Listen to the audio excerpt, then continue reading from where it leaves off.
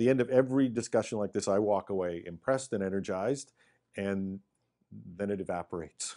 um, what I really want to know and what I try to come away with is, what do I do differently tomorrow? So we've had this conversation, and I'm not looking to you for all the answers, but let's see what we can do to just advance this cause. So if we can just go back, you created 8 steps for building a collaborative enterprise. We just go over those again, just as a recap as to what those 8 steps are? Yes. So again, I think it might sound a little bit simplistic, but these are the ones that have guided us in really anything I've done transformationally. So the first is, I think it's really important that you develop a crisp vision. Your vision, in my mind, should be a 3 to 5 year vision. It doesn't change. I think some people like to get a vision done every 90 days. I think that's chaotic. So I would suggest that your vision is your statement of what is your collaboration vision for your enterprise, and stick to that. I mean, keep testing it, but stick to that for 3 to 5 years. The second is then, once you have your vision, what is your enterprise architectural approach? So if that's your vision, and I go back to my 5 pillars, how do I make that vision come to life? Is it mobile first? Is it video? Do I think about, social? How do I think about the apps? I mean, what's the sequencing and ordering of how that might come together at a very, very, very high level, 50,000 foot level, that you at least think about it enterprise, pervasively, architecturally connected. Then I would say you have to define, because again, sometimes our business partners don't understand, they like the devices, but they don't understand the foundational prerequisites. So getting really clear on what are those foundational prerequisites. For example, do you have an employee directory? I can't think of a collaboration vision out there that isn't going to leverage a good directory inside the organization. So you do have your corporate directory. Do you have pervasive security already built in? Have you thought about your unified communications? Is that already done? So in every company is a bit different, but you have to think about those foundational prerequisites that we in IT will understand, but we've got to tie that together to the overall strategy so that the business partners understand that. The fourth then, and I would say that this is probably the most important, is develop and assemble a cross-functional business leadership team that will help you drive the strategy, the technology strategy.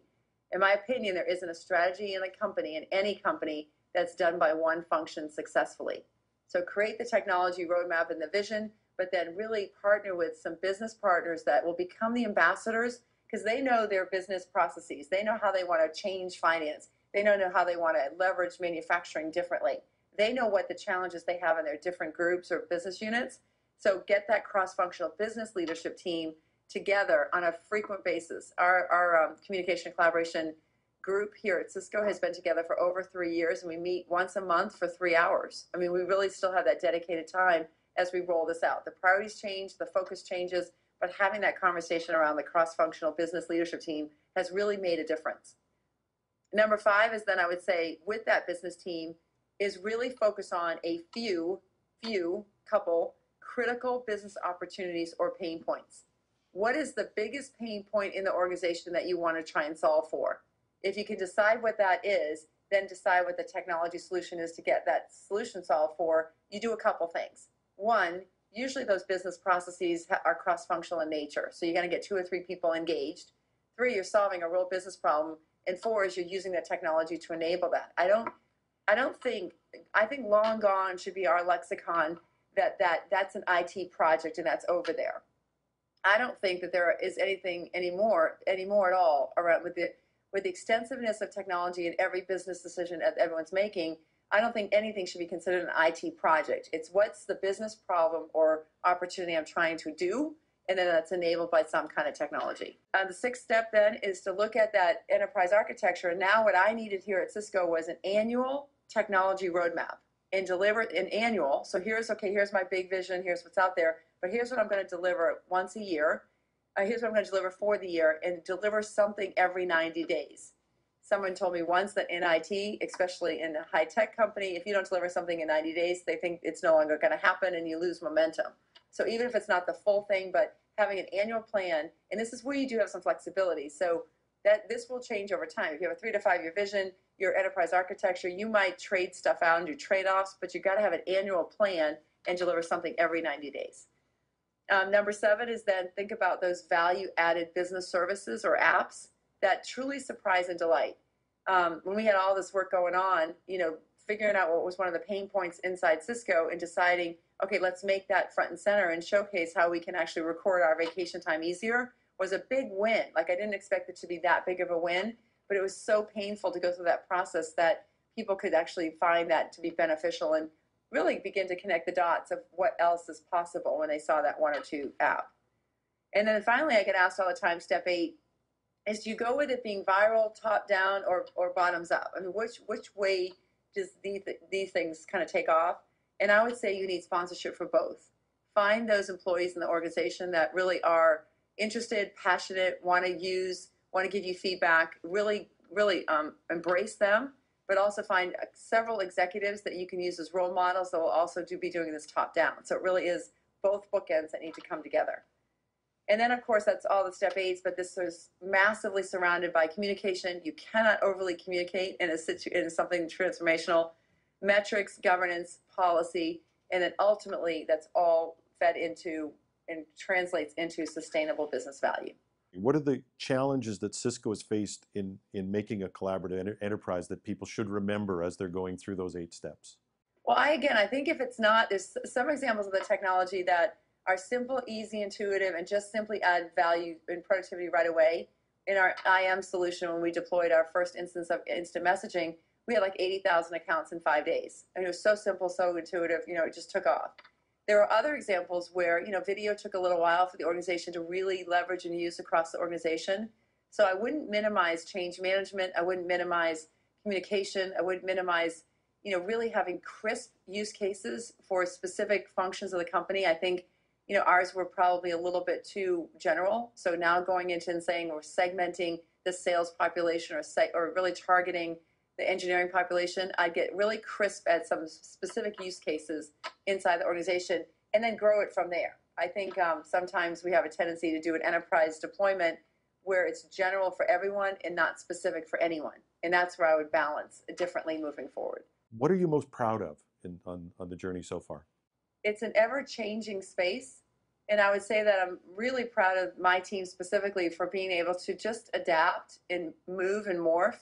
I mean, when I first started this, the 5 pillars were different. I mean, I just think as we learn and see how these things are changing, I really, really pay attention to what the employees are saying, what other trends are, how do we continually improve. I look a lot at what's happening from a consumer standpoint.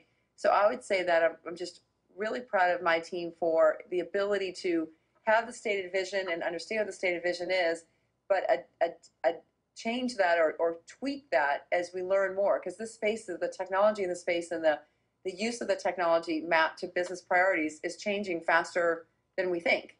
So I just think it's important to have that little bit of flexibility and be able to respond to the change, even though we've got a plan and it's played out, but how we really change that according to what the business really needs.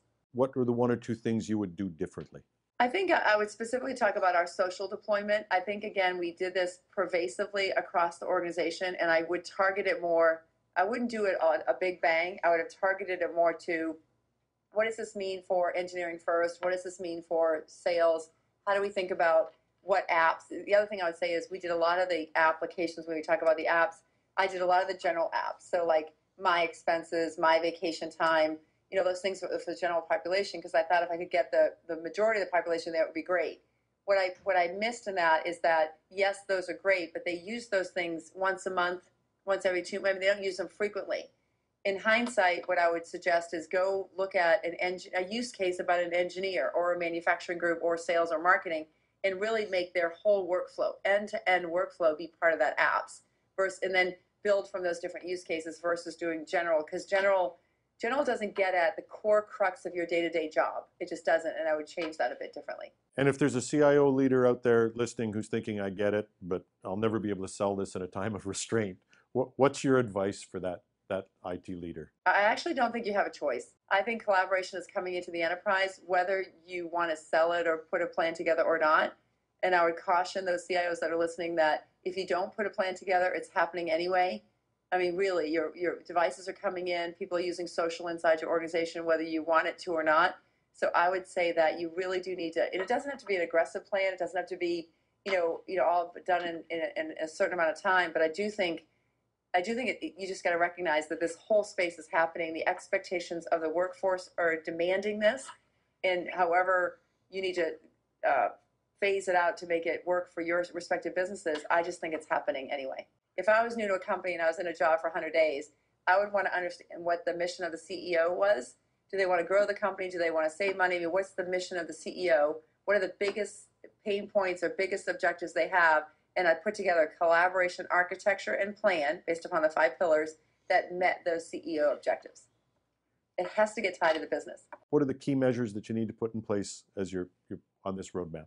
Well, again, I think it's phased. So first is you got to have just the adoption metrics. You got to understand initially when you're rolling those out, what's the adoption metrics? Because if it's not adopted, you're never going to get to value. Then in the value equation, I think it's around, is it really helping me to save money, productivity?